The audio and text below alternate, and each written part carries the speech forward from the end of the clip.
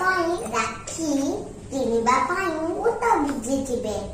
ଆମ ଭାରତୀୟ ସଂସ୍କୃତିରେ ରକ୍ଷାବନ୍ଧନ ଏକ ମହାନ ପର୍ବ ଅଟେ। ସବୁ ଭାଇ ଭଉଣୀ ମାନେ এই ଦିନଟିକୁ এই ପର୍ବଟି ହେଉଛି ଏକ ସ୍ନେହ ଭଲ ପାଇବା ଭାଇର ପ୍ରତିଶ୍ରୁତି ହେବ ଅଟେ। ପ୍ରତ୍ୟେକ ଭଉଣୀ ତା ଭାଇ ହାତରେ ରାକ୍ଷୀ ବାନ୍ଧି ଦେଇ ପ୍ରତିଶ୍ରୁତି ଆଣିବେ ଯେ ଭାଇ ମତେ ପ୍ରତ୍ୟେକ ସବୁ ଭାଇ ଭଉଣୀ ମାନେ এই ପୂର୍ଣ୍ଣିମାକୁ ଅପେକ୍ଷା କରିଥାନ୍ତି।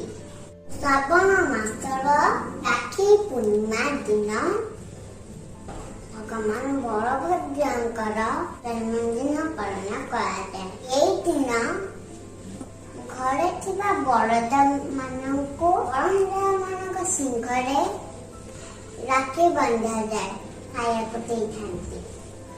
ମୁଁ ଆଜି ରକ୍ଷାବନ୍ଧନ ଉପରେ ଗୋଟେ କଥା କହିବି।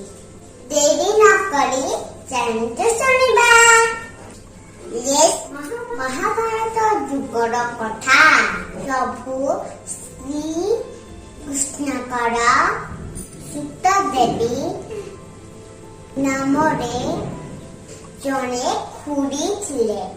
तांकर गोटाए असुंदर आकृतिर पुत्र संतान जाइथिला ଯାହାର ନାମ ଶିଶୁପାଳ ଅଟେ। ତାଙ୍କ ମାଙ୍କୁ ଶୂନ୍ୟବାଣୀ ହେଇଥିଲା।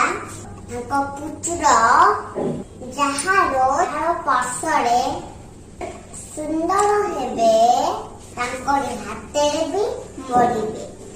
ଦିନେ ପ୍ରଭୁ ଶ୍ରୀକୃଷ୍ଣ ତାଙ୍କ ଘରକୁ ଆସିଥିଲେ। ସେତେବେଳେ ଶିଶୁପାଳଙ୍କୁ ଧରିଲେ। ସେତେବେଳେ ଶିଶୁପାଳଙ୍କ ଶରୀର ସୁନ୍ଦର ହେଇଗଲା। ଯାହା ଦେଖି ସୁତଦେବୀଙ୍କ ମନ ଖୁସି ହେଇଗଲା। ମାତ୍ର ତାଙ୍କ ମନରେ ବହୁତ ଭୟ ଥିଲା। ଶ୍ରୀକୃଷ୍ଣଙ୍କ ହାତରେ ହିଁ ଶିଶୁପାଳଙ୍କ ମରଣ ଅଛି। ଦେବୀ ଶ୍ରୀକୃଷ୍ଣକୁ କହିଲେ ତମେ ମୋ ପୁଅ ଜୀବନକୁ ରକ୍ଷା କରିବ। ମୋ ପୁଅକୁ ମାରିବ ନାହିଁ। ଶ୍ରୀକୃଷ୍ଣ ତାହିଁ କଲେ। ଶ୍ରୀକୃଷ୍ଣ କହିଲେ ମୁଁ ତାର 100ଟି ଦୋଷ କ୍ଷମା କରିବି। 100ଟି ଉପରେ ভুল কলে ମୁଁ ତାକୁ ଦଣ୍ଡ ନିଶ୍ଚୟ ଦେବି। ଶିଶୁପାଳ ଆସ୍ତେ ଆସ୍ତେ ବଡ ହେଲେ। ସ୍ୱଭାବ ଭଲ ନଥିଲା। ଗୋଟେ ରାଜ୍ୟର ରାଜା ହେଲେ। ପ୍ରଜାମାନଙ୍କୁ ବହୁତ କଷ୍ଟ ଦିଅନ୍ତି। ପ୍ରଜାମାନଙ୍କୁ କଷ୍ଟ ଦେଲେ। ତାଙ୍କୁ ମନା କଲେ। ଆଉ ଶ୍ରୀକୃଷ୍ଣଙ୍କର ନିନ୍ଦା ସବୁଦିନେ କରୁଥାନ୍ତି। ଘଟଣା ଶିଶୁପାଳ ରାଜସଭାରେ ଶ୍ରୀକୃଷ୍ଣକୁ ଖରାପ କଥା କହିଲେ। ଶ୍ରୀକୃଷ୍ଣ ଯେତେ ବୁଝାଇଲେ ସେ ବୁଝିଲେ ନାହିଁ। ଉପରେ ଭୁଲ କାମ କରିବାକୁ ନଦେଲେ।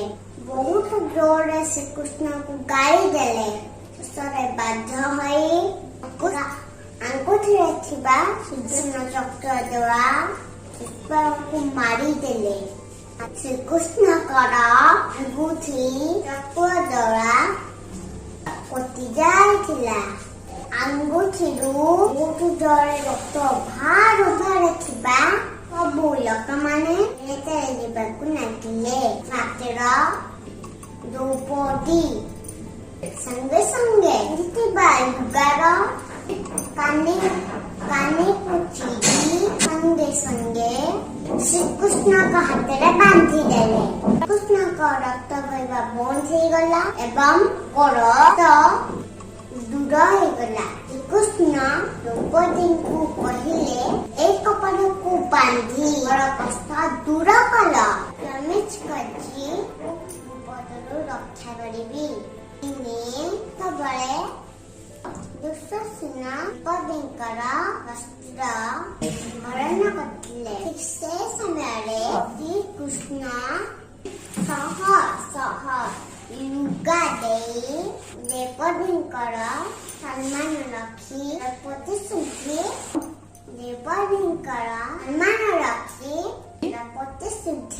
ରକ୍ଷା କରିଥିଲେ। ସେଦିନ ଶ୍ରାବଣ ମାସ ଗହ୍ମା ପୂର୍ଣ୍ଣିମା ହୋଇଥିଲା। ଏ ପବିତ୍ର ଦିନକୁ ମନେ ରଖିବା ପାଇଁ ଭଉଣୀମାନେ ନିଜ ଭାଇ ହାତରେ ରାକ୍ଷୀ ବାନ୍ଧି ମନା କରିଥାନ୍ତି।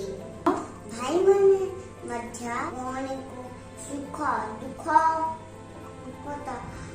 ଆପଦାରୁ ରକ୍ଷା କରନ୍ତି। ମୋ ଗପଟି ଆପଣମାନଙ୍କୁ କେମିତି ଲାଗିଲା? କମେଣ୍ଟ ବକ୍ସରେ କମେଣ୍ଟ କରିକି ମୋତେ ଜଣାଇବେ। ଯଦି ମୋ ଭିଡ଼ିଓଟି ଆପଣମାନଙ୍କୁ ଭଲ ଲାଗିଲା ଲାଇକ୍, ସେୟାର, ସବସ୍କ୍ରାଇବ କରିବେ। Bye bye.